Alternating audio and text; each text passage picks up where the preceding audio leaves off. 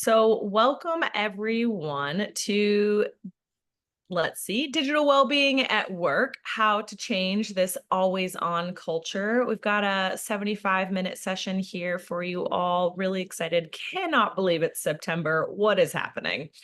So let's see, today's purpose is really to learn about some neuroscience-based insights and some very actionable strategies to help ourselves and employees and leaders combat this quote always on culture, to improve digital well-being at work, to foster more healthier habits and long-term success. Like, can we have a little bit more balance? So really excited about this topic. I know that I personally am going to benefit from this. A little disclaimer here, this is a community event that is supported by Culture Amp, but it's not a Culture Amp sponsored event.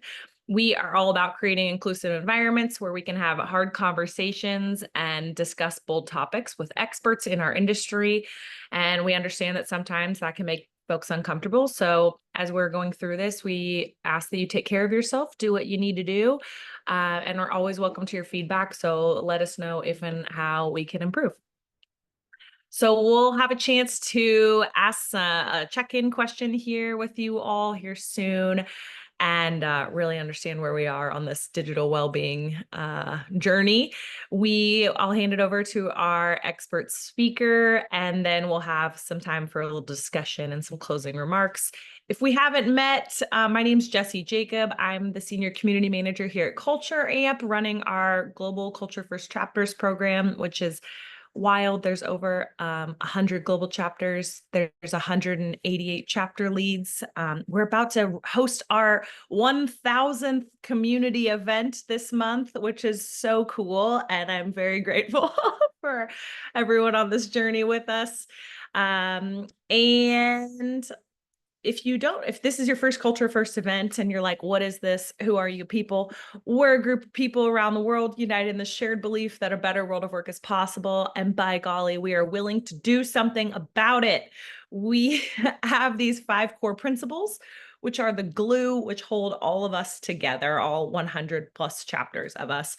So we asked, this is like the culture within the Culture First community, how we do things. So today we're asking that you foster belonging and acceptance. Just let people feel seen and valued and appreciated for showing up and being themselves. We ask that you have the willingness to reflect and grow. It's so easy to, point fingers at our organization or the system, but really turning the mirror around and saying, what can I do? What's the impact that I can have on the world? How can I change and grow? The 3rd core principles have the courage to be vulnerable. This idea that we're constantly wearing masks and labels and belonging badges. And if we're willing to show more of that human underneath it, then it gives people permission to do the same. The 4th core principles put learning into action. We hope that this conversation isn't just content in one ear and out the other. We hope that you are inspired to take action and implement these into the way that you live and to the way that you work. And then the last core principle is connection inside, business outside. It's a fancy way of saying that in this container, we ask that you connect first on the inside as human beings.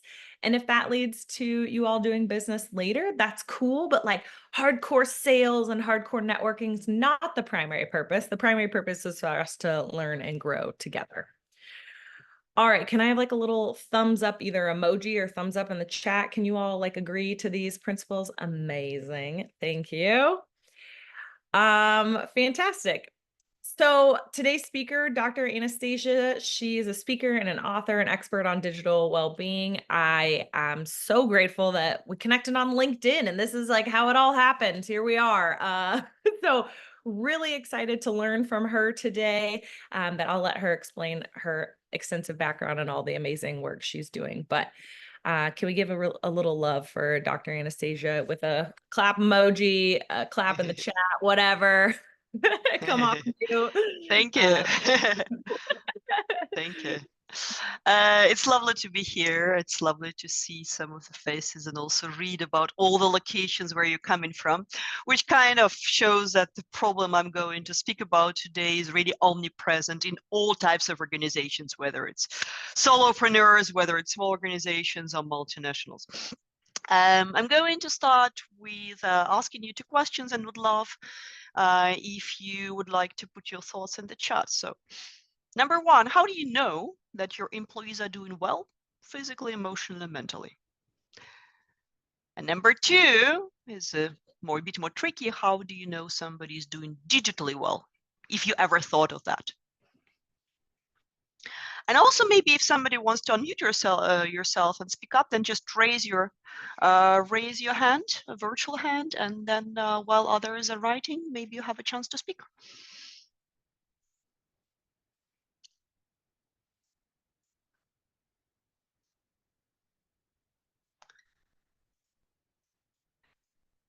Okay, so really hard to tell. Talk openly.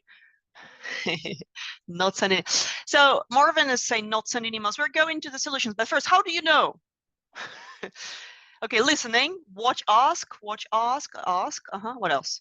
What are some of the signs when you know somebody is well and somebody is not well? So for example, when I spend lots of time on the screens, is that a problem or is it not a problem? Or the answer is it depends. Okay, burnout is like when they're very unwell. Yeah, that's how we know. They don't show up at work. That's we know they're unwell. Before that, engagement, great one. Yes. What else? Performance, yes. Mood, Lack of participation, yes. We're getting there. Yes. Bring them on. While you're writing your ideas, I know that people often feel very anxious that they will miss something. By the way, it's okay if you miss something, because anything that's important for you, you will hear. Yeah, that's how our brain works and our psyche works. But in case you have a fear of missing out, right now you can scan this code and I'll send you the summary of the talk on the slides. Yeah, with the condition that you're not going to send them publicly to anyone.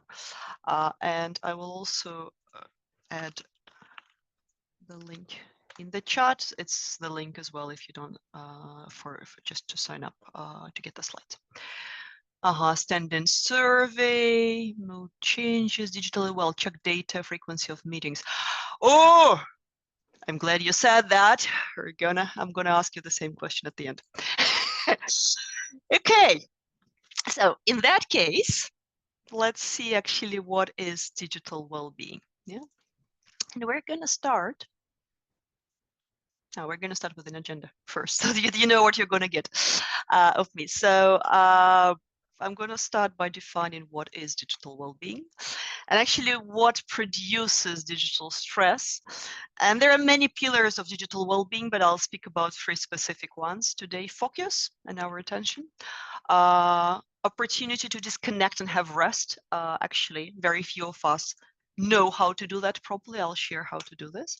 And then the physical body support. And then we will have a Q&A. So my idea for today is to split you into small rooms at least a couple of times throughout this talk, so that you can discuss whatever you're learning, because secret, we learn best when we actually implement the learning and when we use this information in different ways. So I'm going to encourage you to be very active. So who am I and why am I talking to you today? I happened to, so my story starts some 15 years ago when I was working in digital marketing in a senior client director position back to London. And I got to the stage of a digital burnout. And I decided to get rid of my smartphone just to have some rest. And I never meant to make a business out of it, but so it happened that more and more people started asking me, oh, do you coach others to how to get rid of their smartphones? And I was saying no. And they kept asking. So I thought, okay, maybe I'm not the only one who has this problem. Maybe others have this problem. So I started actually digging in depth, like why sometimes our digital devices may have a detrimental effect on us. Interviewing scientists, ended up doing a TED Talk, writing a book, basically started getting too much work around it, not helping people disconnect, but rather using technology more mindfully. So I ended up creating a certification course in digital well-being, and the rest is history. Funny enough, most of our clients are tech companies who experience this problem of digital burnouts first and foremost. But in case you're already starting to hold on to your phones and say, oh my God, Anastasia is going now to try to convince me to get rid of it. No, I'm not. That's not the plan. The plan is really to share with you some research about what are some of the effects that our devices may have on us, and discuss some of the ways that we can minimize the risks. Yeah, but we're not going to go back to the caves. That's not the plan for tonight. Cool. So let's start with a little poll, actually. So when you think about a healthy lifestyle, yeah, you probably think of many things. You don't just think about eating apples or drinking milk, yeah, even if it's organic milk, but maybe also about being in nature, and maybe also about being physically fit, right? Having, good supportive relationships. Similarly, yeah, although probably in the media you read a lot about screen time, actually screen time is not necessarily an indicator of our digital well-being. So what is it then? We're going to find out in a moment. I'm going to ask you to see if you yourself experience any of these things.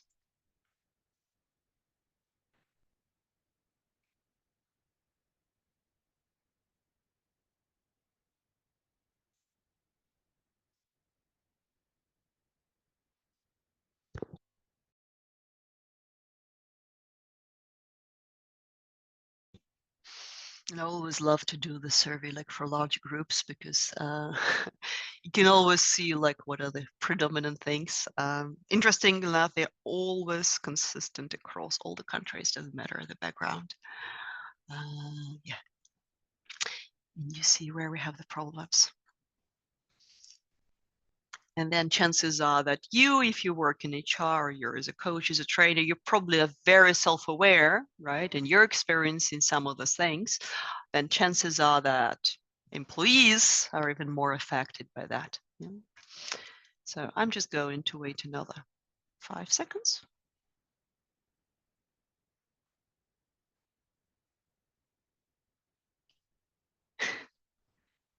And love the participation rate, 76% of participants. And the 14 are already unplugging, which is good. Good for you. So let's see what we have here. So for this group, what you can see, the number one issue looks like we can't stay focused on the task for a long time. Unsurprisingly, yeah. And then making ourselves available online out of guilt of sense of duty, yeah, very much the problem of people's people. And delaying and shortening sleep because of devices. Cool. So it means that at least you're going to get some very practical strategies from today to tackle these 3 things, maybe some more as well. So what are some of the common issues with using technology, overusing technology? Well, the first one always comes from the information overload, right? We're exposed to endless information streams, and when that happens, then we're either distracted or we just have too much on our plate, so we have difficulties to process, our focus gets interrupted. So we're trying to actually cope with that by multitasking or rather switching tasks. Yeah? Because we experience a FOMO, but this has a cost. Yeah, the cost, we'll talk about this cost in a moment. Lots of us experience this problem with the boundaries. Yeah, we do our work outside of the working hours. Our bosses can text us on WhatsApp, or we think that it's our children, and then we see a completely irrelevant message. Yeah. Interestingly enough, loneliness is a big part of overusing technology. Actually, people who are the biggest and the most intense social media users are more likely to report high levels of loneliness. I won't talk about loneliness today, but if anyone is interested in this, then just get in touch. I'll share some ideas and research about it. And then everything that has to do with the body impact. Yeah, so whether we're delaying our sleep, or have back pain, shoulder pain, and so on.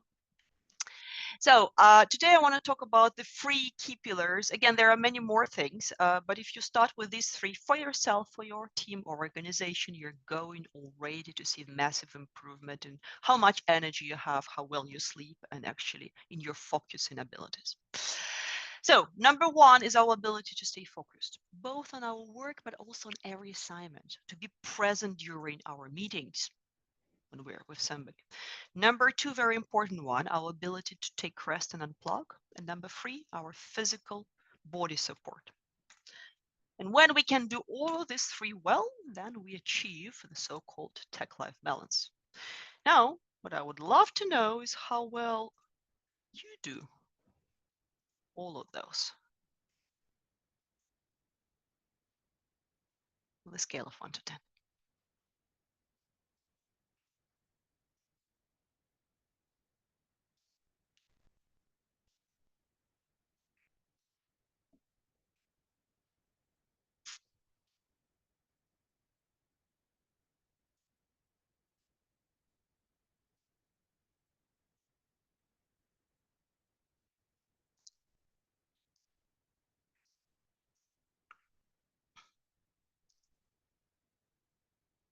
Oh, quite a variety of opinions.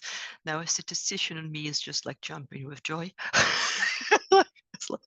It's a perfect Gaussian distribution. I'll show you in a minute. It's really, really cool. I'll show you the results. Hey, look at this.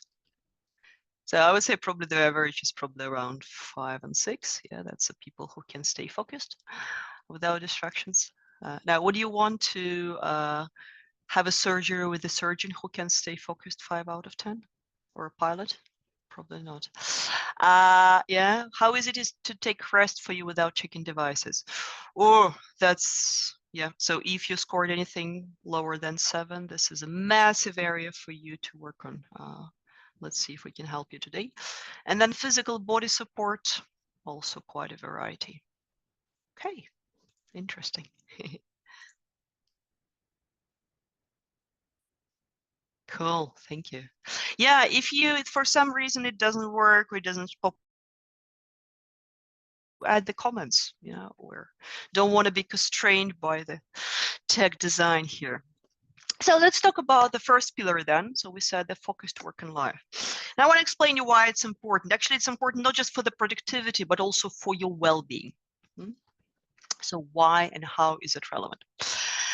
Well, we actually already are living in the epidemics of interruptions. If back 20 years ago already, we were switching tasks approximately every 2.5 minutes. Then almost 10 years later, we were doing it every 75 seconds. Now we do it between every 44 to 50 seconds. Can you imagine doing some kind of meaningful deep work if you're distracted every 44 seconds? It's quite difficult, right? Imagine writing an HR policy, when you do that. Of course, it's very difficult. One of the biggest triggers of our attention is our email, because the time that we spend on the email is just increasing. It used to be 47 minutes a day. 2016, it's 83. Now it's even more. And then add Slack to this and video communication and all that. In fact, if you work in a remote environment, in a hybrid environment, chances are you're even more distracted. So the research by Gartner shows that when employees work in the hybrid or remote work, they're actually more than twice more likely to experience digital distractions. Why? Because like you have all these windows popping up, right? As like messages, and like, oh, can I just have a quick check with you on this and this? So you're constantly replying to people's requests. So you actually struggle disconnecting from work, and eventually you feel that you're working too hard. And if you look at what the main sources of distractions are, you actually will discover that it's not our cats, it's not our kids, it's actually work emails, work things, work, and meeting requests and updates. So this is the biggest source of distractions, which is funny, right? It's something like the software that was supposed to make us more focused and productive actually ends up eating up our attention.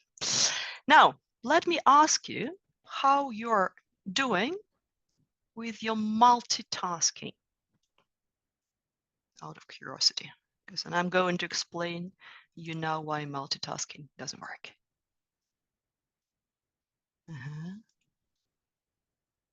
Whoa. Whoa.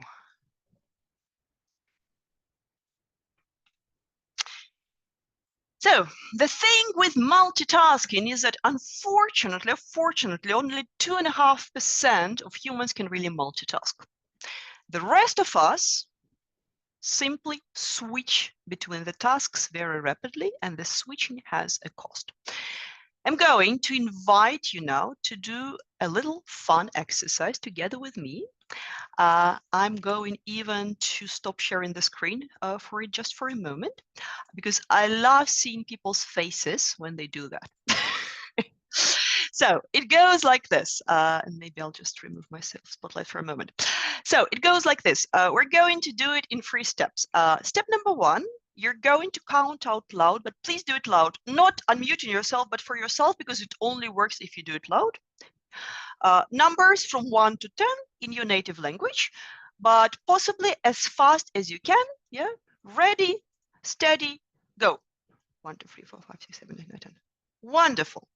Now we're going to do the same thing, but with the first 10 letters of your native alphabet. So if it's English, then it's from A to J, in case you forgot the first 10 letters of the alphabet, as fast as you can. Ready, steady, go. A, B, C, D, E, F, G, H, I, J. Good.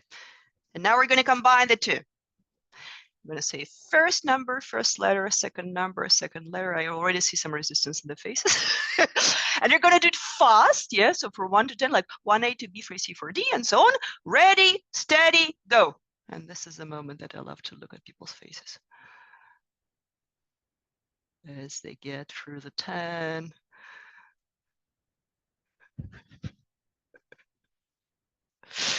Okay, who made a mistake? And who is still counting? and whose brain just exploded? Yeah. So what actually happened here? It's a silly example, but it shows you one little thing, that when you're trying to switch, yeah, between the tasks, it comes with a cost. Yeah. And what's this cost?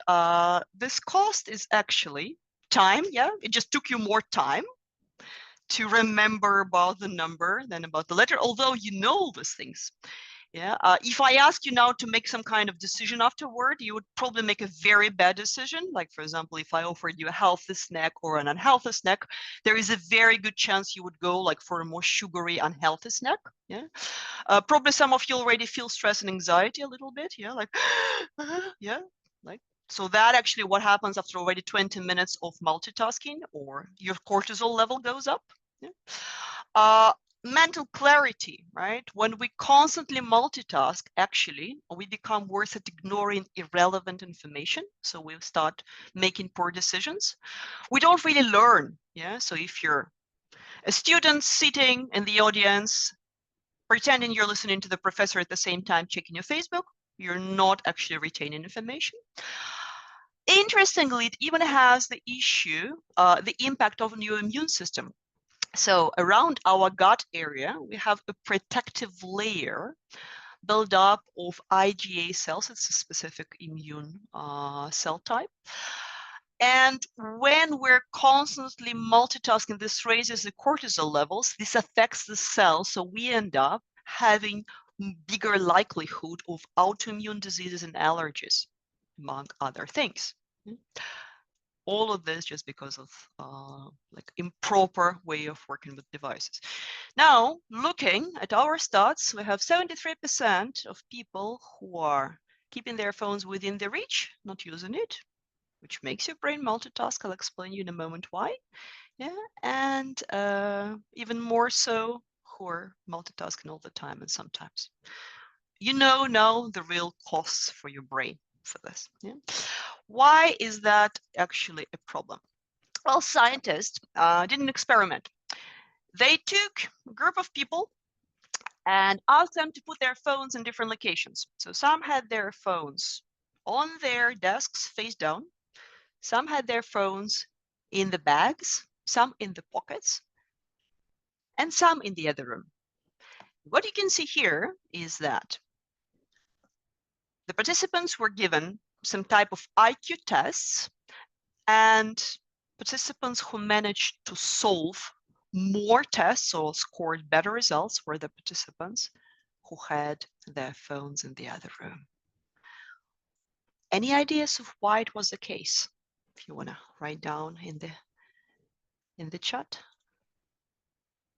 The phones were not ringing, they were all on silence or on airplane mode.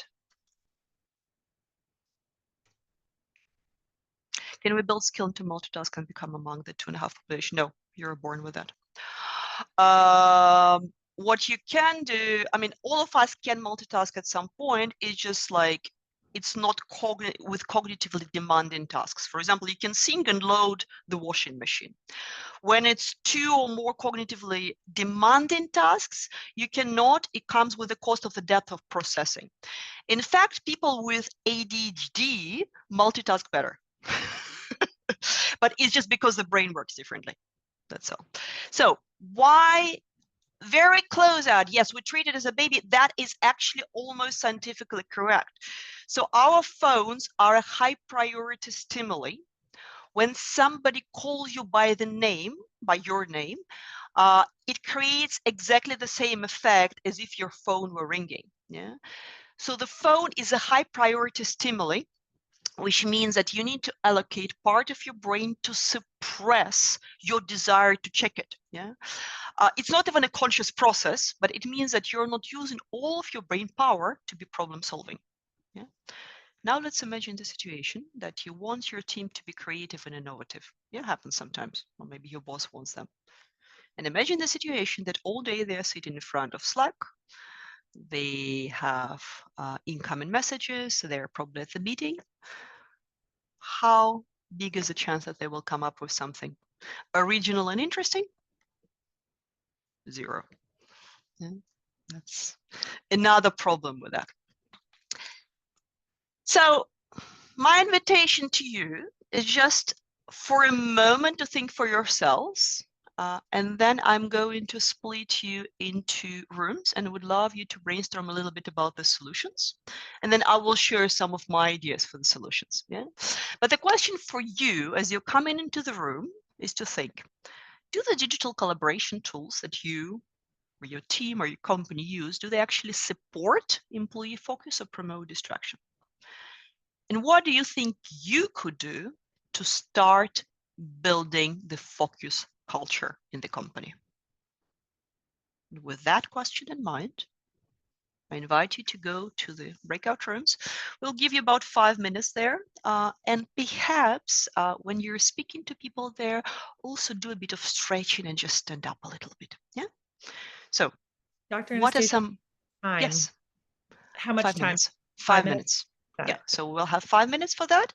So would love you to discuss a little bit what are the solutions for to promote the focus culture. And afterwards, I will share some of the things that I would recommend.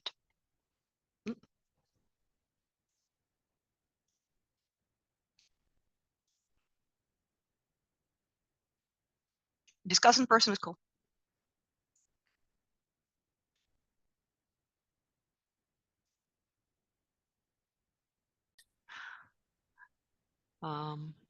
What kind of, any kind of interesting ideas that came up?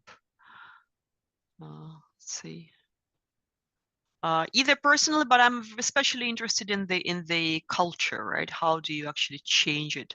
Anyone maybe knows some of the anecdotes or did it in their own company, how you change the culture into the focus culture. I'll share some of the ideas that and like some of the things that we did or like I do with the team and maybe also there will be some more suggestions. Okay, the need to create norms. Yes, yes. Okay. So for yourself, so that's something that all of you can do. The number one, which probably, it suggests you start with number 4. Let's start with number 4. Why not? Let's break the rules. We talk about time management. Time management, forget about it. Like in the digital age, it makes no sense, okay? It doesn't work anymore. You can't manage it. What you can manage is your attention. So how do you manage your attention? Well, the easiest strategy is to do the blocking, right? Time blocking. I don't know if anyone already uses this one, like a specific time of the day is dedicated to one activity. A very popular idea from time blocking is deep work. Yeah, maybe somebody read Cal Newport. So Cal Newport basically advocates this idea that we can only stay focused, like, and really putting all of our attention into something for 3-4 hours a day. Yeah, like when it requires lots of attention. There is the same kind of idea with Gloria Mark, who is a researcher in attention, who says that our attentions have peaks and valleys. Yeah, there are only about 2 peaks per day. So basically you need to leverage these peaks. Yeah, so you can't be fully focused 24/7. You actually can be focused for 2-3 hours. So make sure that you're blocking this time to do the most important things. Yeah? Deep work. My invitation for you is, if you don't do that, is open your calendars right now. Find at least 2 hours, better 3-hour slot next week. Everyone's like, a 3-hour slot? Are you crazy? It's like, it hasn't happened to me for months. Find 3-hour slot or 2-hour slot and block this time, write it down, deep work. And the idea for this time that during this time period, and it should not be the time when you're exhausted. That's another important idea. And during this time, you're going to be working next week on one priority that will make the biggest difference and that requires all of your attention. Yeah, in my case, it's writing my new book. And I need to be fresh for it. Make sense? Please do it now. Michelle. I'm just curious, you're recommending 3 hours in a long block of time. Is it equally as productive to do 1 hour 3 times a week? No, it's not. Can you explain a little bit of the rationale behind that? I appreciate that. Yes, it's a great question. Because it takes us, depending on what you do, depending on your nature of activities, between 30 to 45 minutes to get into the flow. So actually, by the time you get into the flow of the things, if you do 1 hour, you only have 15 minutes of productive work. Having said that, if you don't have an option, right, and it's like if all of your time is completely cut, do the Pomodoro. Yeah, Pomodoro is the classic Pomodoro is 25 minutes focused work, 5 minutes break. That's already better than constantly switching. But if you want to really progress on something like that's very hard, like book writing, I can just speak from my experience. I don't know what's your equivalent of book writing, right?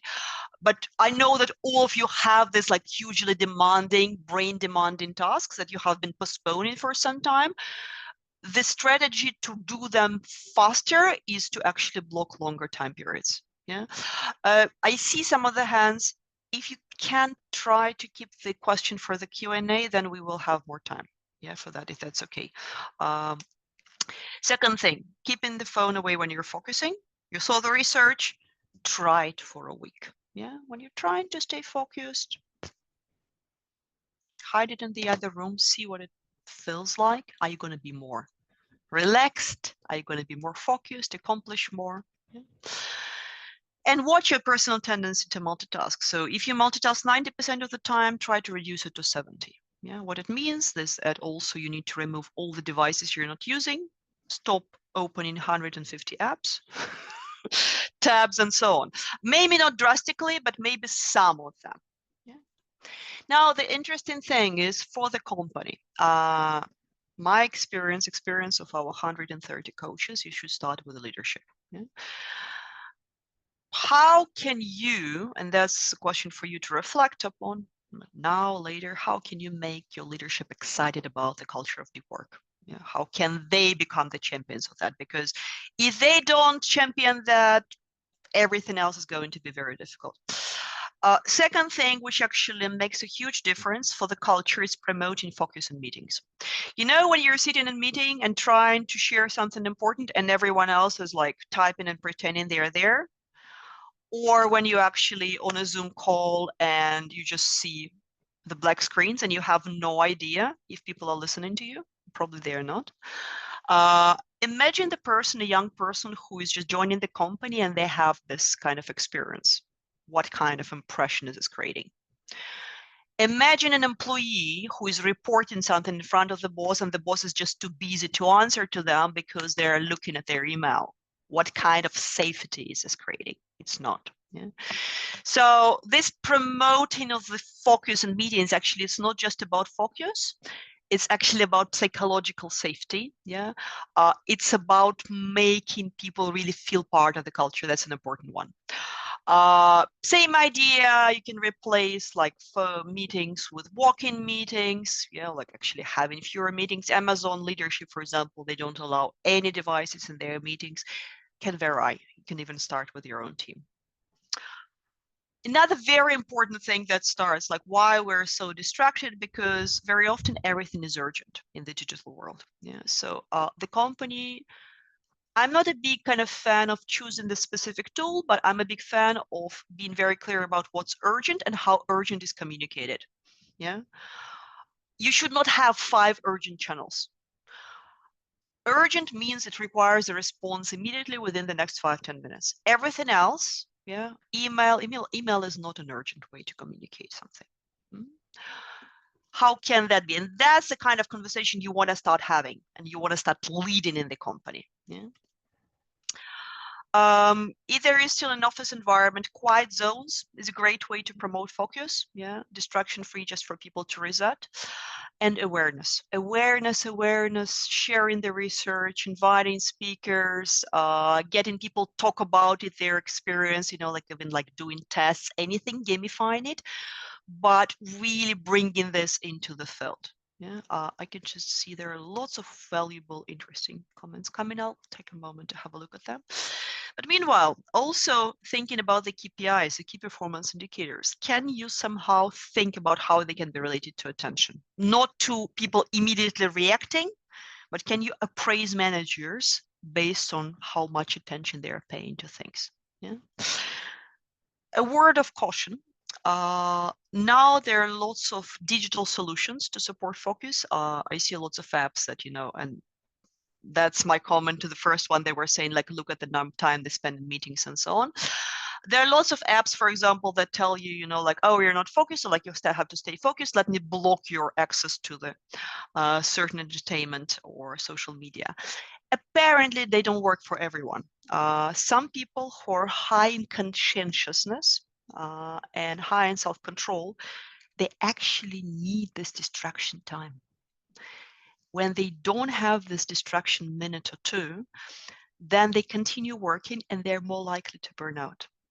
But it's only for people who have this high level of self-control. So for them, these apps won't work. Again, that's research-based. Vice versa, yeah, if you have people who actually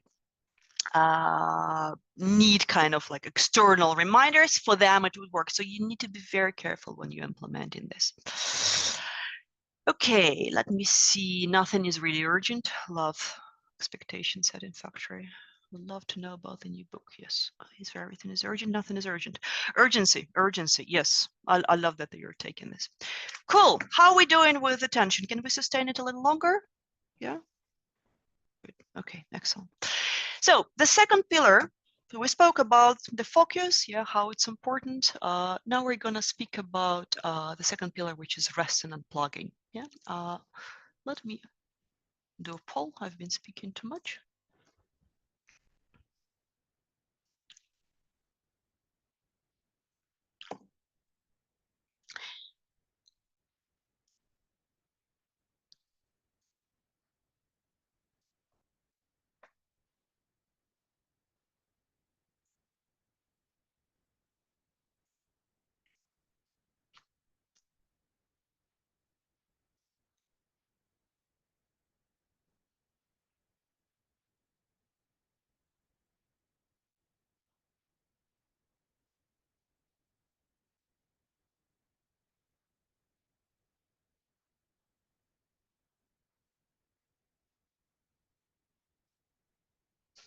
I love Donna's comment. I just got a text message and I'm going to look until the end of this meeting.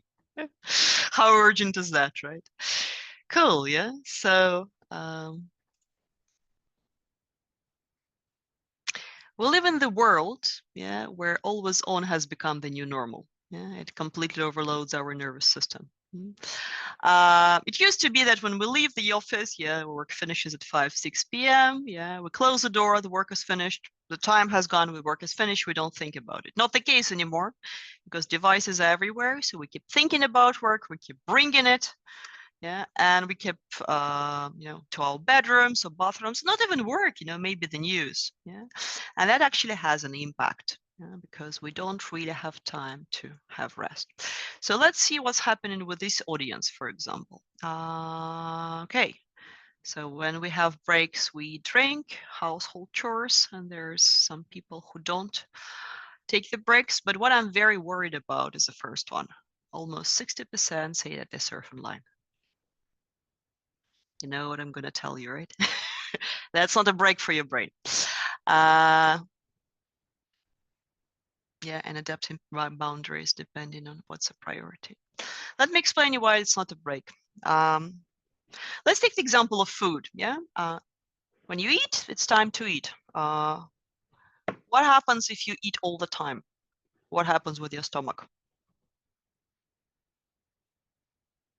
What happens if you don't give your stomach time to actually digest food?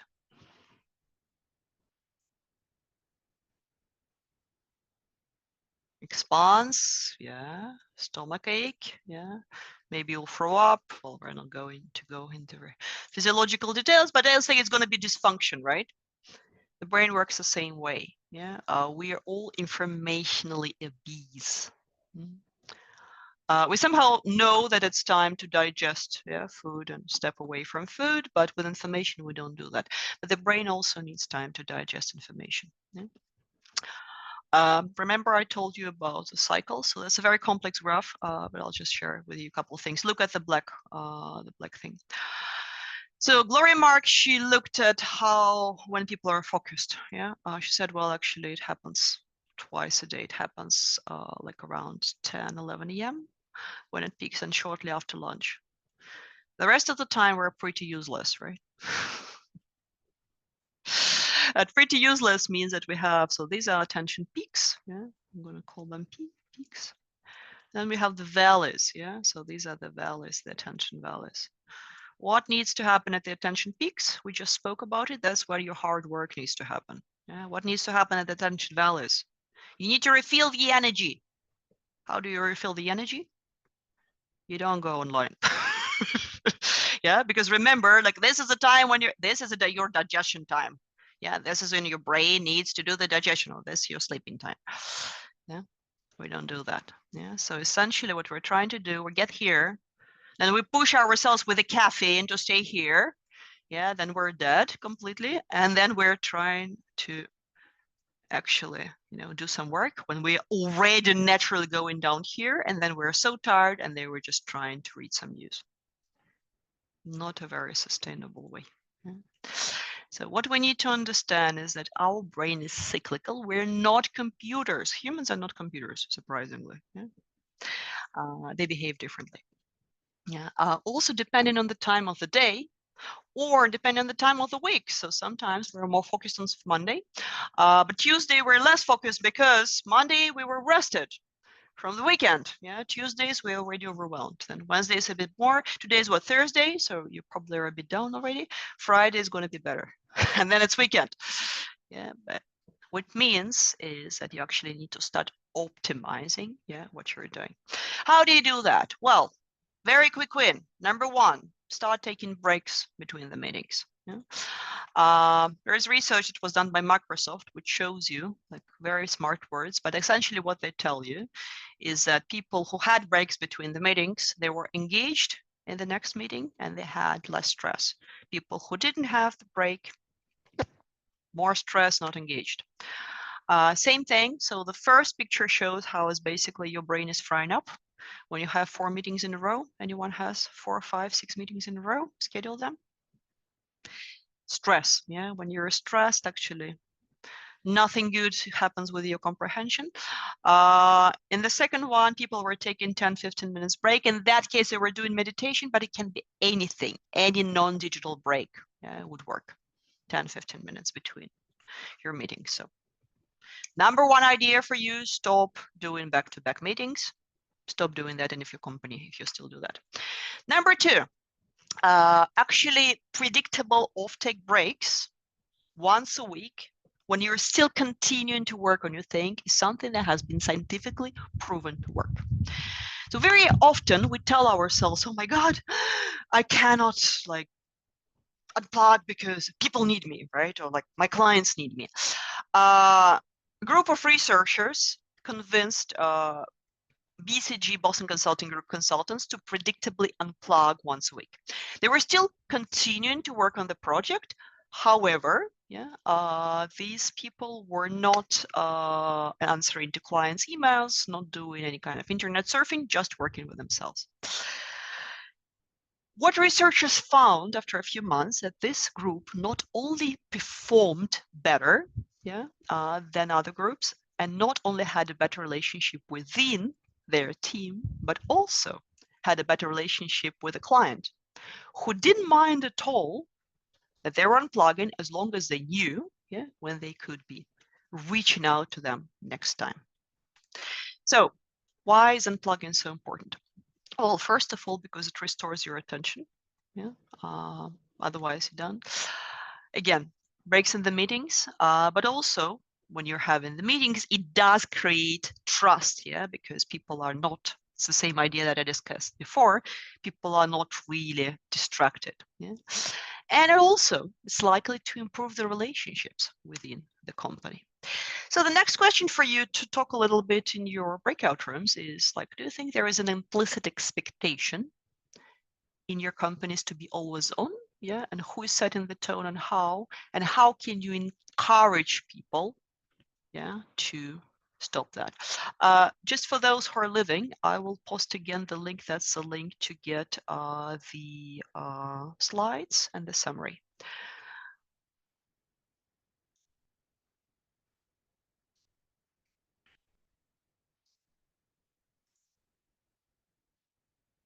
It's interesting.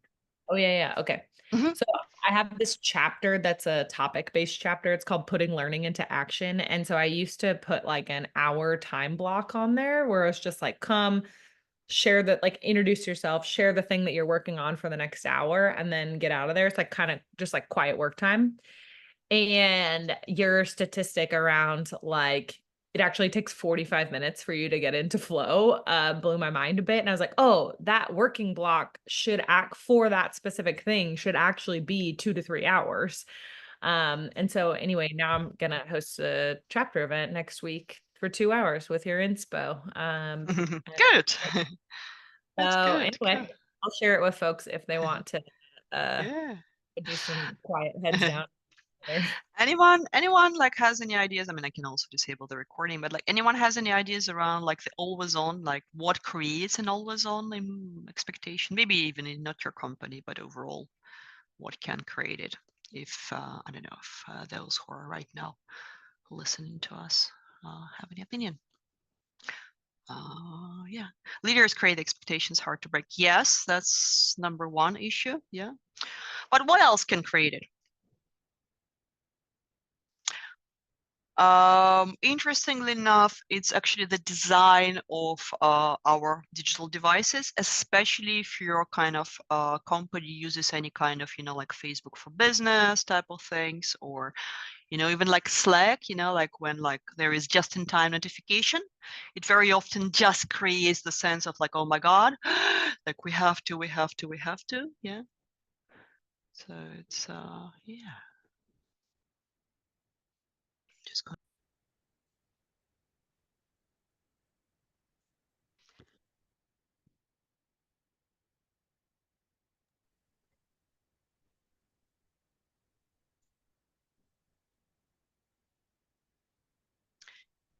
So as you're coming back, I would love you to think a little bit.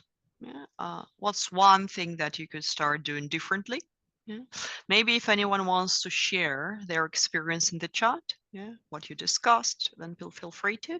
I will share some of my ideas. This doesn't mean that all of them would work for your company, but would love to hear your thoughts about this as well. So what you can start doing for yourself, again, if you pick one of these activities or more, then feel free to. Number one, the easiest thing, start with the sleep. Fixed sleeping hours. Yeah, I'll talk about it just in a moment. Regularly being in nature, take breaks throughout the day, even if it's 5-10 minutes break, you just go and like you lie down, whatever it is, you stare out of the window. If you can take digital detox days would be great. But please keep sharing your ideas. Yeah. Now this is a big one. We often like a mad hamster, the hamster wheel, because of our own beliefs that I don't have time to rest. If you're one of these people, it's like in a joke about meditation, everyone needs to meditate for about 5-10 minutes a day. Unless you're too busy to do that, then you need to meditate for 2 hours a day. This idea, yeah, like if you're the one who feels I don't have time to rest, you are the one who needs rest right now. Because when you're running around in a hamster wheel, you're actually not being efficient. You're not working in a smart way, and you're not using, remember how the brain works. I want to show you again this. Yeah, researchers told you the brain needs breaks. It's your physiological need. You're still not a robot. Maybe once you merge your brain, like with Elon Musk's help with a software, this will change. But for now, yeah, that's what you need. So start being smart, start using science, yeah, to actually challenge yourself and say, okay, I actually do need time to rest. Third thing, yeah, setting clear expectations with others that you need recovery time. For people is a big thing, yeah. Me time, it's not a luxury. This is a mandatory component of you functioning and being able to serve others. I'm going to repeat it because it's important. If you don't take me time, you cannot help others. Yeah, that starts from you refilling yourself first, like the safety belt in the airplane. Yeah, first on you, and the mask. Yeah, first on you, then on the person next to you, even if it's your child. For your organization, yeah, what it can be. Awareness. Start by explaining the costs, yeah, and the cultural impact. If you hire the best people and then make them be always on, you're burning them. You're not using their full brain potential, because again, that's not how our brains work. So educating, sharing success stories, championing that, normalizing breaks, super important to increase productivity. Increase productivity, don't work harder, take more breaks. Counterintuitive. Yeah. Lots of conversations around guilt. And again, probably KPIs need to be changed. They need to be performance-based, yeah, not just presence-based. Really good time with unplugged hours around food intake, yeah. No breakfast or lunches in front of the screens, even if people are working remotely. Just making it like, no, it's a no thing. In the space, if they work in the office, device for lunches, no tech space, this type of ideas. Beautiful thing to do any kind of end of day rituals for the whole company. I don't know, ring the bell, or like if there is a digital thing, come up with something. Make it fun, but create this boundaries, like, pooh, finished, yeah, you can now go. Different ways to support after hours unplugging. In principle, two things that will make the biggest difference. Number one is when senior managers are not sending their emails outside of working hours. Second thing, opt-in policies. So not when you're forcing on everyone to unplug like at 6 p.m., but when people can opt in to work flexible hours and they're clear about this. So that works beautifully. So let me see. Okay, shorter working time. Yeah, good. So last but not least, Jessie, can I ask you, I think I have a big background noise. I think somebody is not on mute. So maybe if you could mute the person for me. Last but not least, the physical body support. So just 5 minutes and then I'll let you go and enjoy your digital break. We actually, yeah, have massive pressure on our bodies. Yeah? We're the most sedentary generation ever. Yeah? Anyone has a chair disease or desk sentence? There were no other people in the human history that walked less than we do. Because of the devices, we also often end up delaying our sleep, yeah, or shortening it. When we eat in front of our devices, we actually end up eating 20% more, or overeating, because the brain doesn't register how many calories we actually have. And last but not least, we develop digital eye strain, and as a result, myopia or short-sightedness. The official data says that by 2050, half of the global population will be myopic or short-sighted, because we're not training our eyes anymore to look into the distance. Yeah, the eye muscle is constantly focusing just on one thing. So let's see how we're doing here. Yeah. So yeah, your ideal thing is to do the standing breaks every 30 minutes. Let's actually all do it now. Just to stand for. So standing break means that you're standing up for 30 seconds to 60 seconds. This is not a replacement of your gym activity. Yeah, that's just something that your body literally needs. Yeah, if you can't do yet 30 minutes, do at least every hour. But a very, very useful practice, also enhances your focus. Second thing, those who often and sometimes eat in front of computer, if you stop doing it for a week, you will see massive shifts in how much energy you have, because your body will start getting more energy from the same amount of food, and actually probably you will end up eating less. Last but not least, challenge for everyone who has a phone within their reach in the bedroom. For 1 week, you're going to remove it if you want and get an old-fashioned alarm clock. Research by Harvard Medical School shows that when we keep our phone next to our bed, even if it's in the airplane mode, it still puts our brain in the state of alert, which basically tells you that the door to your house is remaining open. Yeah, you can kind of sleep when the door to your house is open, but your sleep doesn't really become deep. Yeah? So give it a try. Leave your phone to charge it outside of the room, of the bedroom, for a few days and see how it works. So what you can do for yourself, but also I would love you to think about how you can do this for your company. And with that, I'm going to wrap it up. Number one, increase the movement. Yeah, so bit-sized exercise. When I say exercise, stand up, stretch, whatever. Taking breaks was said. Great exercise for the eyes, 20-20-20, every 20 minutes to be looking at least 20 meters. I don't know how much it is. I think it's feet. It's something like 50 or 60 feet far. Yeah, for 20 seconds, which relaxes your eye muscle. Instead, no Zoom meetings. Walk-in meetings, commute breaks if you do work from home, which means that before you start work, you go outside of the house, you walk around your house. When you finish work, you walk around your house. Yeah. So pretending you're commuting.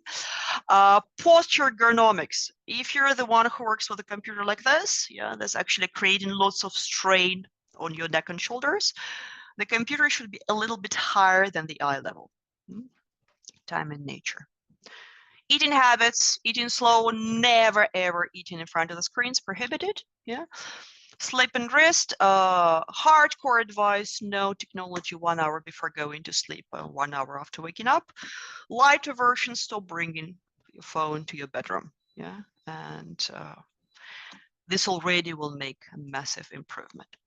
So while you're thinking about your key takeaways, I would love each of you to think about one professional and one personal takeaway and put this in the chat. So what are you taking for yourself?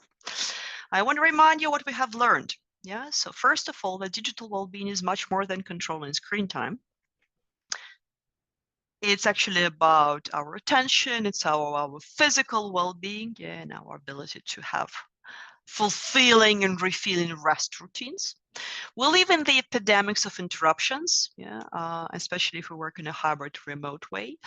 And our brain naturally is not designed to be switching tasks or multitask. Some of the things that we do on a daily basis, like back-to-back meetings, actually does increase our stress, decreases engagement. So one of the advice I gave you today is to optimize your workflow based on your human attention cycle. Then for your work and for yourself, prioritize deep work culture. Make sure you're prioritizing the culture of breaks and taking unplugged breaks. Tech breaks do not restore you. And we spoke about some of the ways to support your physical bodies. So let me do the final poll. And I would love to read some of your key takeaways, personal and professional ones. For people who didn't still get the slides or so you can scan the QR code. And, okay, personal, binaural school alarm clock, real lunchtime break, no eating desk. Don't have time for the rest means I need rest. Great, professionally 2 hours of focus time. Avoid checking communication. Nice. Keep on writing, keep on, like when you write and put this into words, it's actually create a commitment. It increases the likelihood that you will do it. Good. Okay, I'm very glad. So for those, I don't know, Jessie, stop me if that's not okay to share, but I just wanted to mention that if any of you is interested to know a little bit more about digital well-being, there are 2 ways to do that. So Jessie, I think you did share, no, like the 2 tests that we have? I didn't. I will share them in the follow-up email. Cool. Okay, so we have actually 2 free tests for attention and body. So you can check actually your score. They're all science-based, and they will send you some free tips on how to improve that. So you can go and take them. And then we're running a couple of programs where we actually go into details about that. One is next week, if you want to check it out. It's about restoring your attention. And then we're starting the certification, the new intake in January. So if anyone is interested in having a look at that, please do. And I'm very open to answering any questions that you may have. Either in the chat, put them in the chat, or that's the easiest thing. We still have a couple of minutes. I love it. Before we do that, can we just like all come off mute and give a little love to Dr. Anastasia? Thank you. A round of applause. Like this was Thank you. Thank you for the valuable Thank you. information. Thank you. I won't have time to answer anything probably at all. But if anyone has any questions, like, and I don't manage to answer it now, then just find me a LinkedIn or email me, and I'll be happy to. So questions, any questions, then put them in the chat. And if you already put them, then please. Speaking of needing 3 hours of focus time. You don't need 3 hours of focus time. It's just like the maximum time, 3-4 hours that we can be focused. So it doesn't make sense like to split that. I'd love to hear any thoughts you have around task batching. Yeah, it's a great question. So when we have the same type of tasks, it's less detrimental.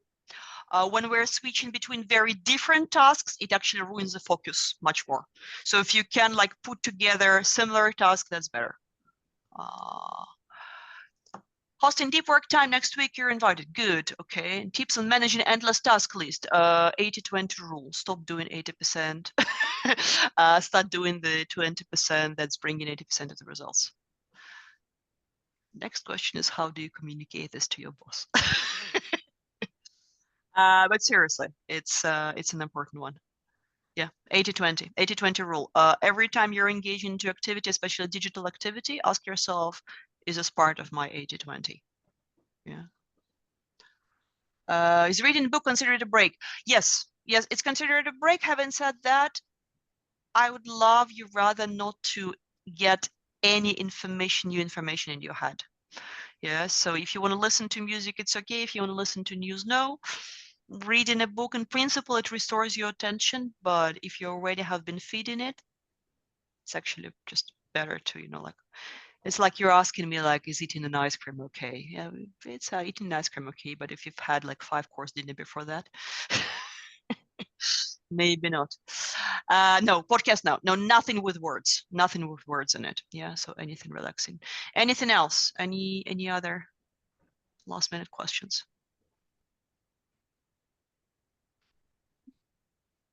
No. Okay. So awesome. Well, thank you all so much. I know we briefly mentioned this, but in the chat, I'm hosting a 2-hour working block next Friday on September 13th. If anyone wants to come and do some virtual co-working and go heads down together, because that kind of blew my mind that it takes 45 minutes for you to get into. Well, it depends, like 30 to 4:45 January. Oh, I have a question. Tell us about your new book. The new book is going to be Digital Wellbeing at Work. Can I? Yes, I have a request. I need stories. I need stories about unhealthy and healthy digital well-being practices. If anyone has stories, anonymous or so, please find me. I need more stories for the book. Yeah, would be great. So stories like, oh, my boss is like this, like that's what my boss does. I was like, oh, actually, we did that and that worked really beautiful. So yeah, that will be great. Thanks for asking. I love it. All right. Well, thank you everyone for being here. I will share one last other thing, was that we have an event coming up on September 17th at 12 p.m. Eastern, 5 p.m. British Standard Time, called Where is Equity Now? I know a lot of us are confused about the decision of removing equity from the DEI initiative. So if you want to come and jam out on that, save the date. We'll start sending out announcements here in the coming weeks. But that's the only update on that. And thank you all for being here. And cheers to co-creating a better world of work, everyone. All right. Have a good one. Talk to you later. Thank you. Thanks. Bye.